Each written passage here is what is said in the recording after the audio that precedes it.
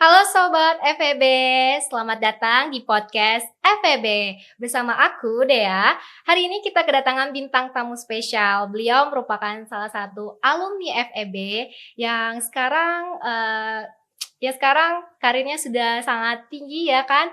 Boleh nih kita kenalan dulu kepada Mbak Laisa. Halo Mbak, selamat datang di ruang podcast FEB. Oke, selamat datang juga Dea. Terima kasih kepada mahasiswa-mahasiswa FEB udah menghadirkan saya, udah invite saya sih sebenarnya di sini untuk podcast ya Dea. Nah, kebetulan juga saya itu alumni S1 Akuntansi Universitas Bengkulu dan sekarang saya bekerja di PT Pelabuhan Indonesia dan divisi komersial sebagai senior officer komersial. Nah Mbak, sesuai tema podcast kita pada hari ini tuh kan temanya Small Step in Campus, Big Impact in Career nih. Nah sebelum mungkin kita bahas tentang perjalanan karir Mbak, boleh nih kita flashback sedikit semasa Mbak perkuliahan atau mungkin organisasi yang pernah Mbak ikuti. Boleh nih cerita-cerita kepada Sobat FEB gimana perjalanan Mbak semasa Mbak menempuh pendidikan dulu. Boleh dong Mbak ceritain sama kita? Oh sangat boleh tuh. Mengenang berapa tahun yang lalu Berapa ya. tahun yang lalu itu Mbak, Masih boleh berapa di-spill? tahun yang lalu kok itu. Jadi saya masuk di S1 Akuntansi itu jalurnya itu kalau dulu kami itu jalur khusus ya PMDK. Oh, PMDK. Nah, jadi saya masuk di tahun 2005.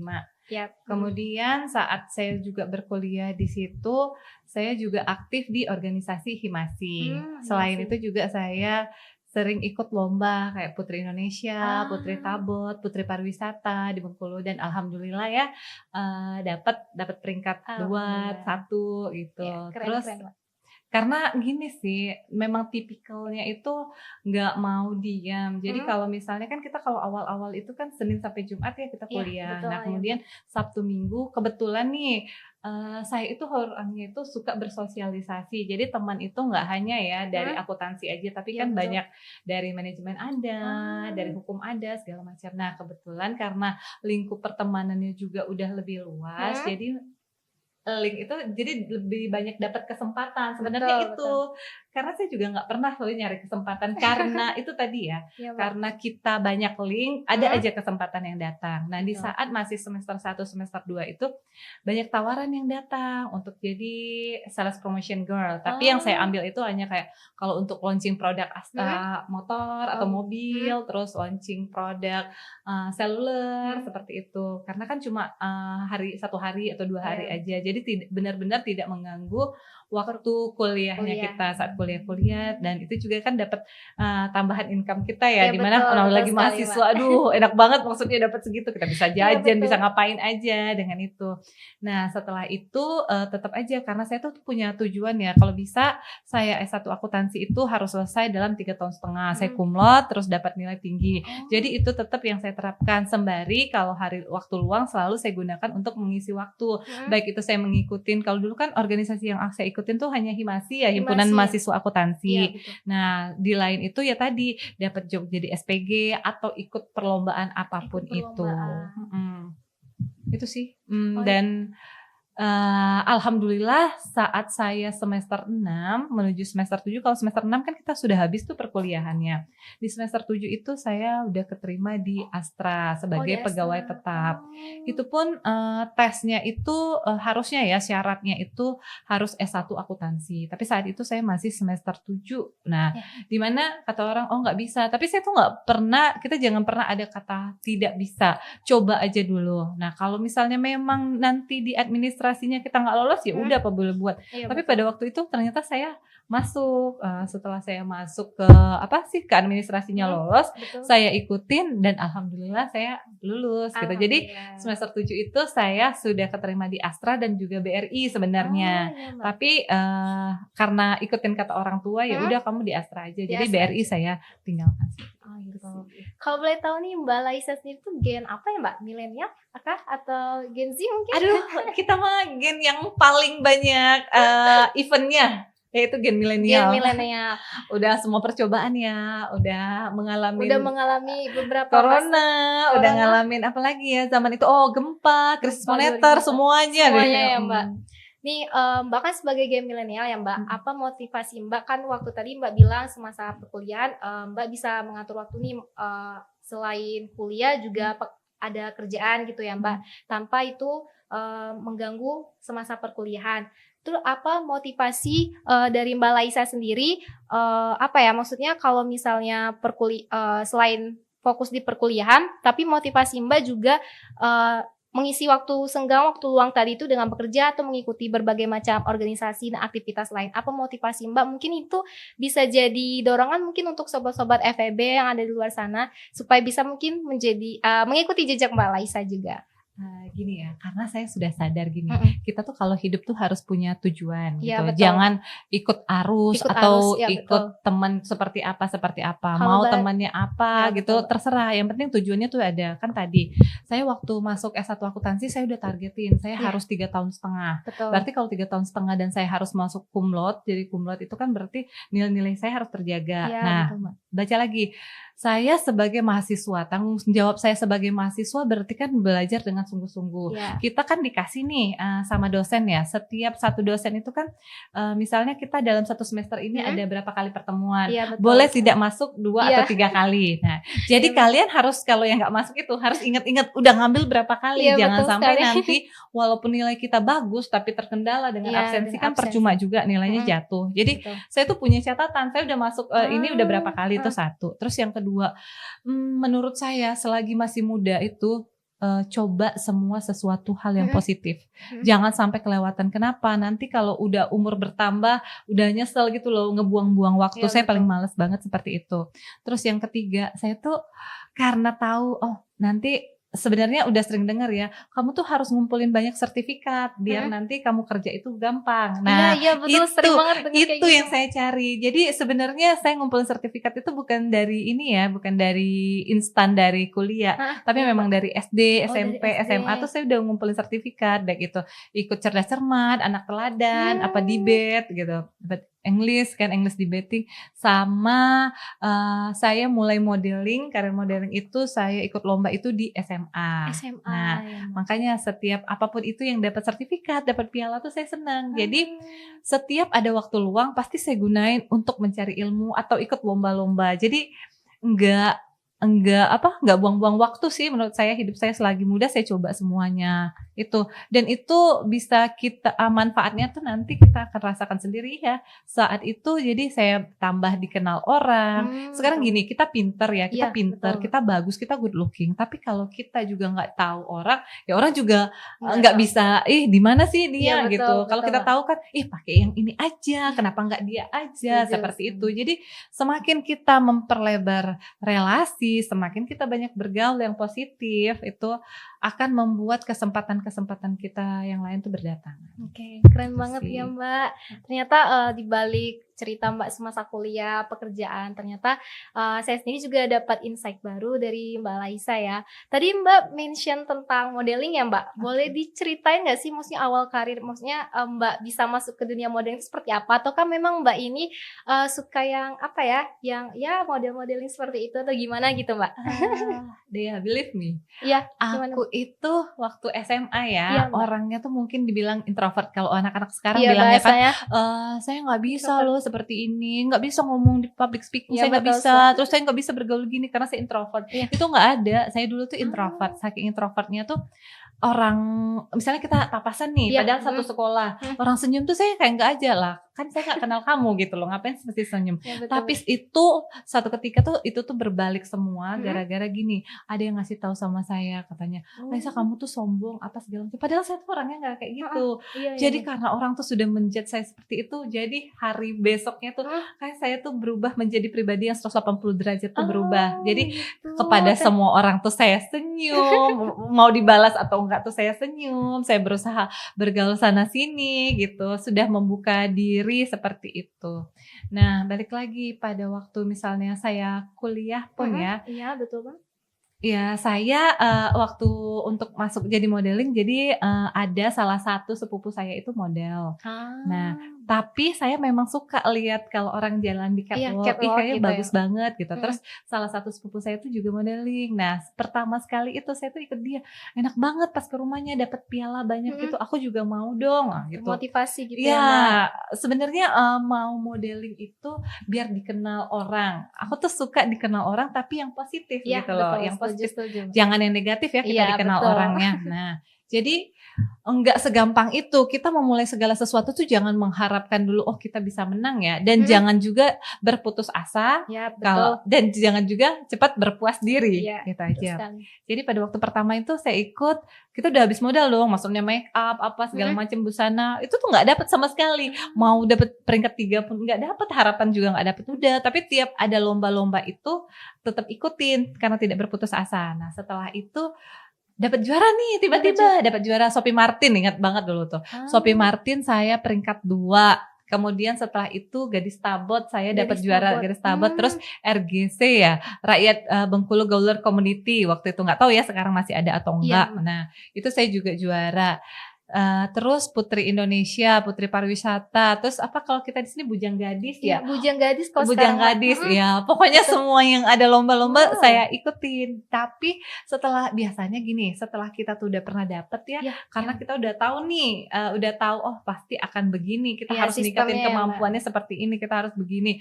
Nah justru itu kita pelajarin, semakin lama ya jadinya ya bisa nguasain ini. Dan ada sih satu hal yang penting, semakin kita sering mencoba, itu kata orang jam terbang ya. Iya, jam terbang, Jadi betul. yang biasanya kita ngomong tuh, kan kalau lomba-lomba kayak gitu kan diasah juga, ke skill kita ya, Iya, maksudnya betul. ilmu pengetahuannya Ilmu kita, pengetahuannya. wawasannya Mhm. kita, terus kita dihadapkan untuk menjawab pertanyaan itu di depan orang banyak dan di atas panggung. Iya, Pasti betul kalau sekali. orang nggak biasa ya, Mhm. pertama itu kayak, Iya, pasti gugup gitu, gitu ya, Mbak, belum lagi dia tahu jawabannya tapi dia nggak bisa ngomong menyampaikannya itu. gitu. Ada lagi misalnya dia udah ngomong nih lancar, tengah-tengah dia blank gitu. Iya, Nah, iya. jadi semakin kita itu semakin sering dengan itunya ya lancar. Jadi ngomong di depan publik tuh kita enak aja gitu, nggak ada yang ngeblank atau apa sama sekali. Dan jadinya kita tuh terbiasa jadi ketemu sama Iya, petinggi-petinggi betul, betul. penting, terus ya banyak sih. Jadi kita tuh juga bisa masuk ke apa, ke orang-orang, relasi-relasi seperti itu dan melihat juga mereka cara berbicaranya, Iya, betul sekali. bersikapnya. Nah setelah itu, banyak tawaran lagi juga misalnya kalau ada rapat ya, kalau dulu itu rapat gubernur se-Balaja Heeh. Sumba, Bengkulu, Lampung, apa gitu ya, Jambi, Bengkulu, Lampung, Jambi. Jadi kita tuan rumahnya nih Bengkulu. Jadi kita tuh direkrut, yang putri-putri Indonesia Mhm. itu direkrut untuk jadi public relation gitu, Oh, untuk ke gubernur-gubernur gubernur pada gitu. waktu ada acara. Jadi kan nggak sembarang orang ya, maksudnya kita bisa men-treat gubernur itu Iya, seperti betul, apa, Mbak. cara ngomong, "Ayo silakan, monggo." Etika kita untuk permisi aja, Betul, terus Mbak. Iya. mensilahkan beliau-beliau ini seperti apa, kita diajarkan seperti itu. Ya itu sih maksudnya pengalaman-pengalaman yang selalu membuat saya tuh, selalu dapat ilmu gitu. Dapat ilmu Jadi ya. apapun itu yang kita lakukan itu, percaya deh di segala sesuatunya itu ada ilmu. Selalu ada ilmu itu nggak akan sia-sia ya, Mbak. Betul.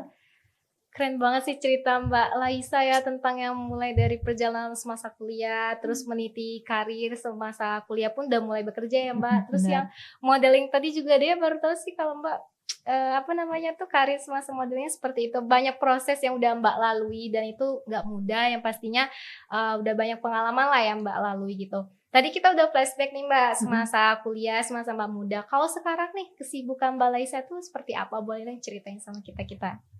Kebetulan saya baru ya di Iya. 11 Februari 2025 saya itu dapat SK jadi Senior Officer Komersial di Ah, wilayah 1 SPJM. iya Jadi betul. sebelumnya Pelindo itu ada 4 ya, ada Iya, Pelindo 1, 2, 3, 3, 4. 4. Nah jadi setelah merger itu kita tuh ada 4 subholding Iya, namanya, subholding Pelindo Jasa Maritim, SPTP, subholding Pelindo Terminal Peti Kemas, mhm, kemudian ada Solusi Logistik, kemudian yang terakhir itu Multi Terminal. iya. Nah, kebetulan saya di subholding Pelindo Jasa Maritim. Nah, jadi saya jadi Senior Officer Komersial Wilayah 1 SPJM namanya. Sebelumnya itu saya sempat pernah karena background saya akuntansi Iya, kan, akuntansi. saya pernah di accounting, di keuangan, di Pelindo, kemudian saya jadi Staff General Manager setelah itu saya di operasi, di dinas operasi, nah baru ini saya ke komersial. Intinya ya kalau menurut saya accounting, adik-adik yang ini ya, adik-adik FEB ya, kalau kita tuh udah memasuki jurusan akuntansi, itu tuh senjata loh bagi kita. Kenapa? Karena akuntansi itu tuh skill bener-bener yang harus dibangun. Jadi nggak semua orang bisa. Jadi itu kayak skill kejurusan banget loh, nggak semua orang bisa. Tapi kalau kita sudah di situ ya, kalau kita sudah di akuntansi, kita bisa kemana aja. Kita bisa ke umum, kita bisa ke sekretaris, kita bisa ke bagian-bagian lain, komersial, operasional, bisa selagi kita mau mencari tahu dan belajar. Nah, tapi orang lain belum tentu bisa ke akuntansi. Kenapa? Karena itu butuh proses, itu tadi jurusan. Jadi akan sangat susah. Sedangkan kita untuk ke sana, untuk ke bagian umum, ke bagian operasi, ke bagian komersial, selagi kita mau belajar sih itu gampang-gampang aja sih. Tuh. Gitu. Dan maksudnya tuh tadi ya sama, karena hobinya tuh nggak suka berdiam diri. Iya betul. Jadi di Batam, saya kebetulan stay di Batam Di ya. Batam ya Mbak. Jadi di Batam itu juga saya ikut komunitas kayak misalnya TWC, terus maksudnya tuh kita untuk ke anak-anak yang kurang mampu atau ya, apa. Terus sering dapat endorse misalnya ya kalau ada hotel yang baru buka, saya dan teman-teman atau saya sendiri yang di endorse. Terus ya masih sesuai lah dengan hobinya saya, hobi yang menghasilkan ya kan. Ya, betul sekali. Pokoknya apapun hobi yang menghasilkan dan itu positif itu lanjutkan. Walaupun kita sudah berkeluarga, walaupun itu kita sudah punya pekerjaan tetap lanjutkan. Tapi ingat, misalnya kayak kita sebagai pegawai, saya sebagai pegawai Pelindo, ya utama kita ya bekerja selagi jam kerja ya kita bekerja untuk itu. Tapi kalau di luar itu ya boleh, misalnya kalau ada dapat tawaran apa selagi menghasilkan. Oke, siap-siap. Makasih Mbak.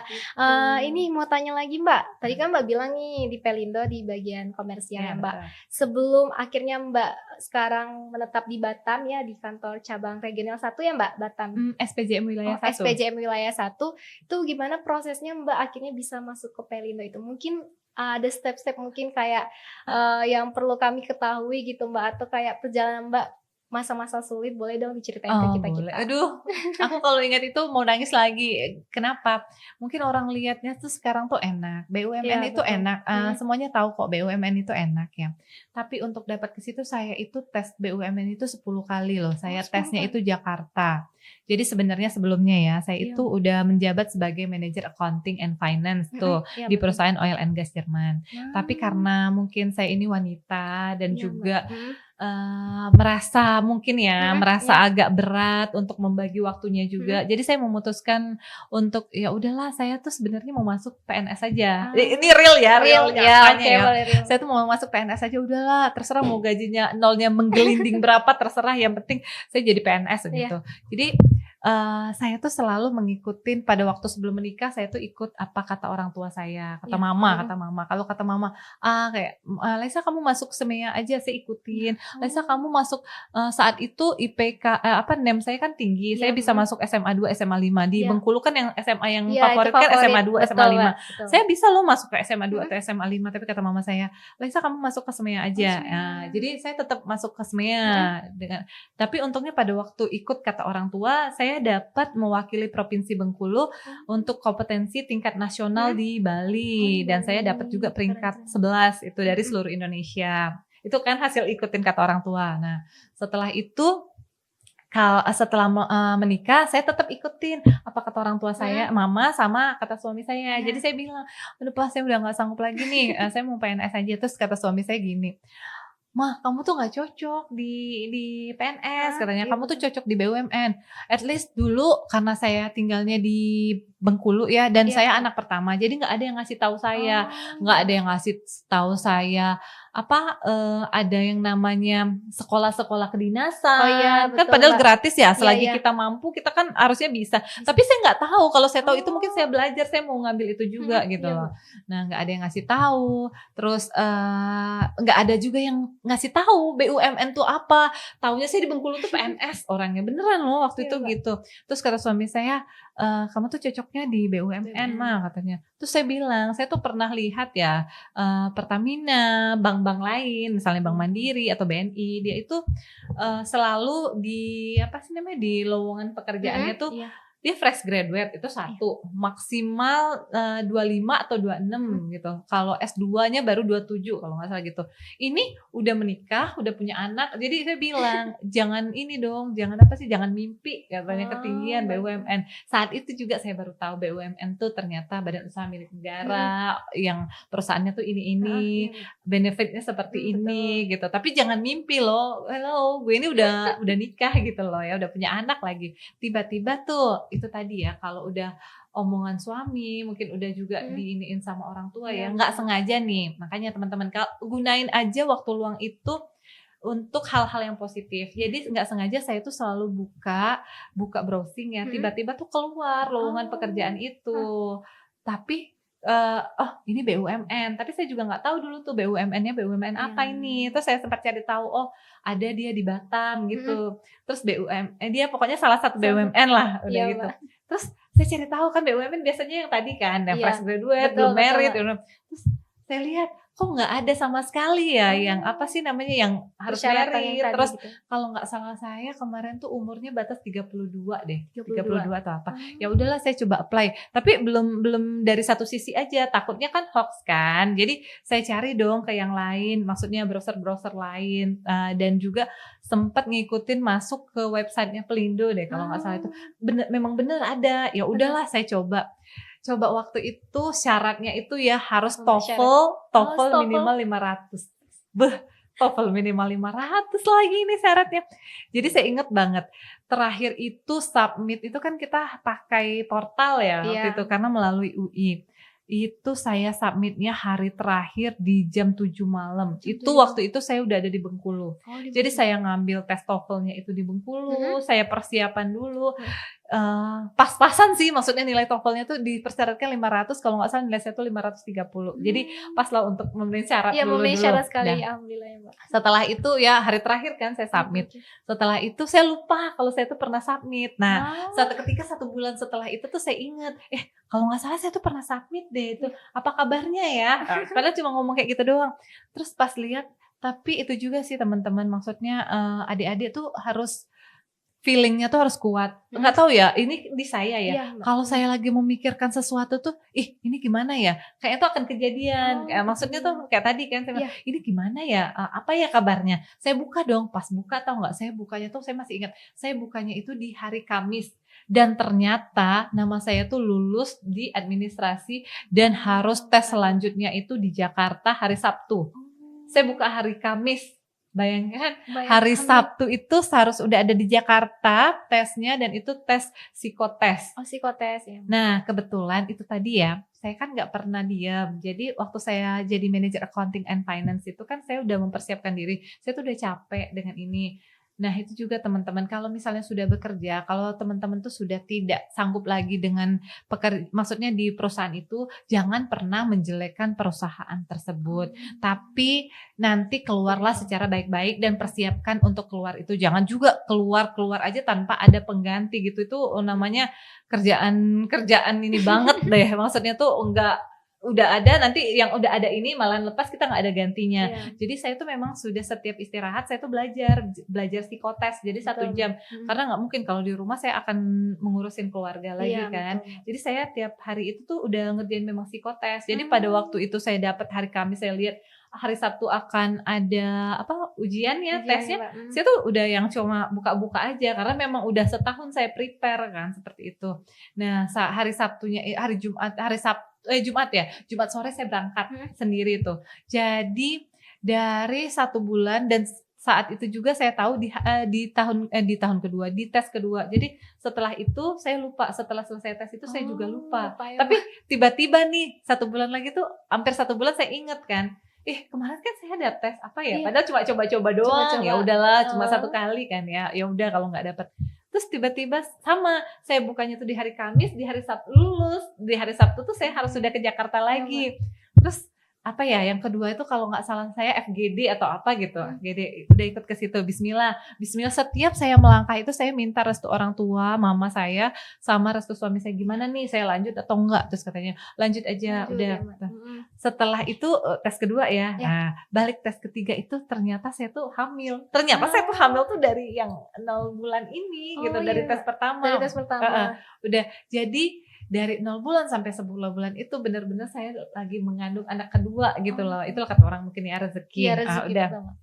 Tapi tetap saya lakukan itu, bahkan interview terakhir tuh saya sudah dalam keadaan 9 bulan loh. Bayangin, saya udah dalam keadaan 9 bulan, saya harus udah ada di Jakarta, saya terpaksa minta surat dokter, gimana caranya, pokoknya saya bisa ini dan dikasih penguat. Alhamdulillah lancar semuanya. Setelah saya lahiran nih, saya lahiran, kemudian 1 minggu setelah lahiran itu keluar pengumuman kalau saya itu lulus sebagai kayak CPNS ya, sebagai calon gitu ya. calon pegawai Pelindo itu namanya dulu. Anak udah lahir nih, udah ini berarti kan rezeki bener kan, rezeki anak. Nah, belum sampai di situ nih. Saya harus masuk pendidikan setelah itu. Pendidikannya itu 3 bulan di Medan. Kebayangkan baru lahiran gimana dong ini. Betul. Ya saya harus menghubungin ESDM-nya kan, Mbak, Bu izin, saya baru lahiran gimana dong ini. Ternyata dikasih waktu sampai 1 bulan anak saya. Oke, setelah 1 bulan ibu mana sih yang tega ninggalin anaknya gitu loh 1 bulan. Jadi setelah 1 bulan orang tua saya itu kan PNS ya. Jadi orang tua saya datang dulu ke Batam, ngeliatin cucu-cucunya. Saya berangkat tuh ke Medan. Saya berangkat ke Medan, orang tua saya ke Batam, suami saya di Batam. Hari pertama saya datang setelah itu tuh nangis, tau nggak? Nangis sejadi-jadinya. Orang baru melahirkan. Iya, betul. 1 bulan anak bayi saya tinggal, tau nggak? Saya tuh nggak pernah ngekos selama hidup, saya tuh nggak pernah ngekos. Baru ngekos itu saya pada waktu setelah punya anak, ya waktu itu. Saya nangis, saya bilang ya sama suami saya, kayaknya saya nggak kuat deh. Udah deh, saya balik aja lagi ke Batam, besok nggak usah lanjutin lagi. Terus suami saya nguatin saya, udah kecebur loh, udah ikutin aja katanya kayak gitu. Terus orang tua saya juga, mama saya, udah ada mama di sini nguatin kan ya, suami sama orang tua. Itu perlu dukungan keluarga itu. Kalau kita berkarir tuh harus perlu dukungan keluarga. Di situ kita akan kuat dah. Jadi saya di situ saya tetap lanjutkan. Tiap minggu saya tuh bolak-balik dari Medan ke Batam. Nah, terakhir itu karena mama saya juga PNS kan masih kerja ya. Jadi anak saya tuh dibawa orang tua saya tuh ke Bengkulu. Jadi anak saya di Bengkulu, suami saya di Batam, saya di Medan udah kemana-mana. Coba untuk cuma dapetin gitu ya perjuangannya tuh. Saat itu juga anak saya lagi sakit, batuk, flu, demam, gimana coba sebagai orang tua. Tapi itu tadi keluarga mengingatkan, udah nggak apa-apa, saya tetap kontrol. Sampai akhirnya keluar SK, saya ditempatkan di Batam. Nah itu saya ambil anak saya, akhirnya sama-sama lagi di situ. Nah, jadi maksudnya selalu didukung oleh suami saya. Jadi apapun itu saya melangkah, saya gimana ini Pak, bagus nggak? Oke ambil. Gimana ini Pak? Ambil. Gimana ini Mah? Nah sampai akhirnya berarti di Pelindo itu kan atas suami saya sama orang tua ya, dorongan mereka, doanya mereka. Nah sampai saat ini pun juga seperti itu, karir saya bisa kesini itu dikuatkan oleh suami. Karena kita di kerjaan kan pasti ada up and down ya. Saat kita down tuh gimana ya ini, karena papa saya juga bilang, kamu tuh udah berapa kali gonta-ganti kerjaan gitu loh ya. Tapi saya gonta-ganti kerjaan gak pernah cepet ya, maksudnya 3 tahun setengah, 4 tahun. Kalau gonta-gantinya cepet juga, nanti HRD lain juga, perusahaan lain juga nerima, ini anak kenapa sih gonta-ganti, pasti ada something wrong nih gitu. Jangan juga. Jadi minimal kalau kalian tuh punya pengalaman di satu perusahaan itu harus satu tahun lah minimal. 1 tahun ya minimal. Ya apapun yang terjadi ya tahan-tahanin gitu. Jangan, ya itu tadi harus tough, kita harus tangguh jadi orang. Itu sih pengalaman-pengalaman yang gimana pun itu ya kalian harus tangguh, maksudnya harus hadapin itu. Ya. Support keluarga itu berarti penting banget ya Mbak untuk meniti karir ya kan. Apalagi kalau dalam dunia pekerjaan itu yang kata Mbak tadi up and down itu pasti selalu ada.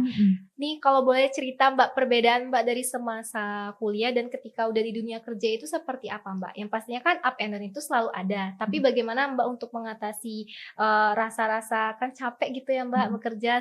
Sementara sewaktu kita sebelum bekerja di masa-masa kuliah tuh kita nggak pernah ngalamin hal yang seperti itu. Bagaimana struggle Mbak untuk mengatasi rasa up and down itu, atau boleh dong ceritain ke kita-kita gitu. Sebenarnya ya, up and down itu sudah dirasain dari kuliah juga udah Dari seperti kuliah itu juga ya.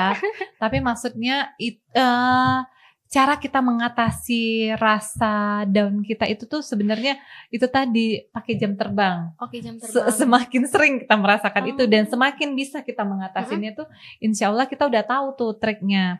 Misalnya kayak dulu di kampus tuh capek banget sih, sebenarnya capek banget kerja loh, kerja. Saya kan yang ngambil keputusan untuk kerja di semester 7 itu dan ngurusin skripsi itu nggak gampang loh Iya, maksudnya tuh. betul.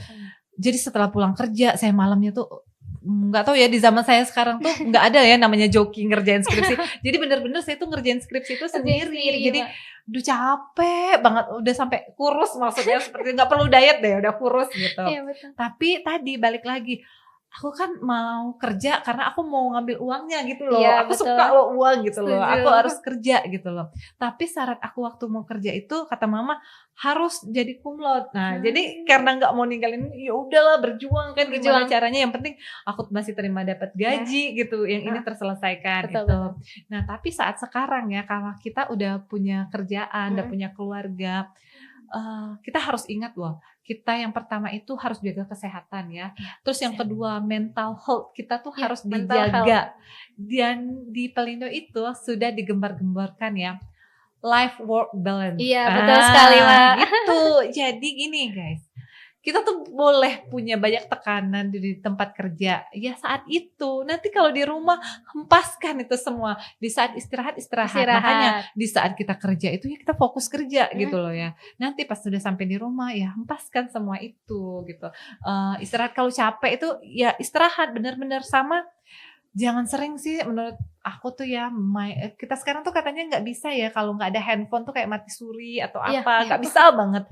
Tapi kerasa nggak sih, pernah nggak sih ngelihat perasaan kita tuh baru bentar banget scroll up sosmed tuh udah habis 1 jam, udah habis 1,5 jam. Nah, jadi kalau aku tuh lagi capek banget itu mau ada apapun handphone itu tuh selalu ditaruh di mana, nggak peduli, aku tuh tidur. Terus perlu untuk me time, bener-bener yang namanya work life balance itu tuh ngaruh banget ke kita karena itu untuk merecharge energi kita. Jadi pada waktu kita down pun dengan istirahat itu tuh hormon-hormon yang stres itu tuh akan berkurang. Dan juga misalnya ya kita hangout sama me time-nya, misalnya me time-nya kita tuh ke salon kah, perawatan kah atau apa. Nah, yang hobi olahraga pun juga bagus loh untuk apa sih, menjaga imun kita, menjaga juga apa ya, ini kita pikiran kita. Harus olahraga, terus makanan tuh juga harus dijaga sih. Semakin berusia harusnya makanan tuh semakin dijaga ya, demi kesehatan. Tadi tetap life balance tadi ya Mbak ya, balance. Terakhir nih Mbak, pesan nih buat sobat FEB nih kan udah banyak banget nih perjalanan yang sudah Mbak lalui, fase-fase semasa kuliah, kemudian meniti karir sampai akhirnya menetap di Batam gitu. Nah, boleh kasih pesan ke kita untuk mungkin yang bercita-cita untuk kerja di Pelindo, atau mungkin yang sekarang meniti karir, atau yang mungkin sekarang sedang mengalami masa-masa sulit saat kuliah. Apa nih pesan yang bisa Mbak sampaikan ke anak-anak muda di sana, di luar sana? Boleh dong Mbak kasih tips and triknya. Ini ya, yang pertama ya yang pertama. Dan sahabat FEB, kalau kalian masih kuliah nih, kalian tuh harus punya target. Mau selesai kuliahnya itu kapan, berapa tahun. Itu yang pertama. Kalian juga harus punya tujuan. Kalian kuliah di sini, sudahnya tuh mau jadi apa? Jadi PNS kah? Mau masuk ke perusahaan asing kah? Apa?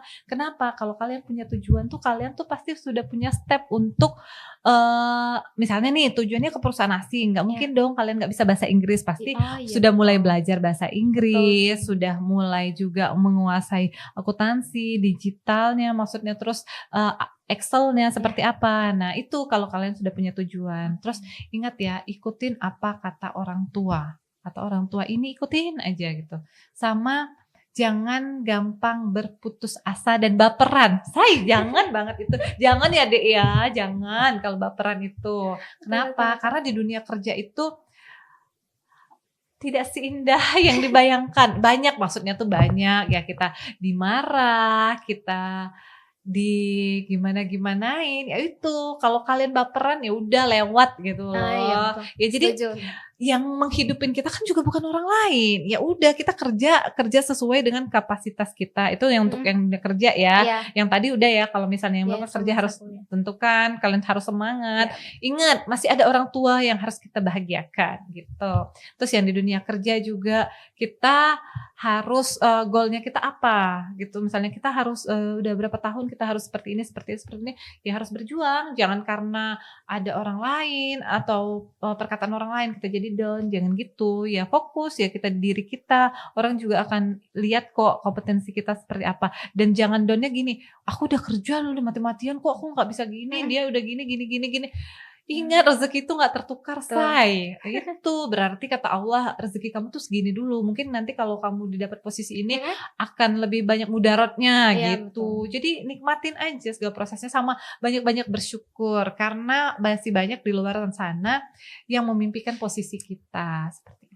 Oke, keren sekali. Terima kasih ya Mbak Laisa sudah meluangkan waktunya untuk di podcast FEB hari ini. Tadi Mbak Laisa udah menceritakan mulai dari masa perkuliahan beliau dulu, kemudian meniti karir ya Mbak, sampai akhirnya beliau menetap di Batam ya, kerja di Pelindo ya.